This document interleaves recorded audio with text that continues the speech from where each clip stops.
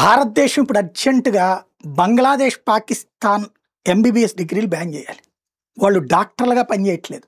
అక్కడ డాక్టర్ డిగ్రీలు చదివినటువంటి వాళ్ళకి మన దేశంలో ఈజీ యాక్సెస్ వచ్చిపోయింది. ఇప్పుడు తాజాగా బయటపడుతున్నటువంటి అంశం ఏంటంటే 6,000 మంది డాక్టర్లు, కాశ్మీర్కి సంబంధించిన 6,000 మంది ఇప్పటిదాకా అయినటువంటి వాళ్ళు భారతదేశంలో కాశ్మీర్ నుంచి వెళ్ళి బంగ్లాదేశ్, పాకిస్తాన్ డిగ్రీలతో ఎంబీబీఎస్ చేసి ఇక్కడ ఉద్యోగాలు చేస్తున్నారట.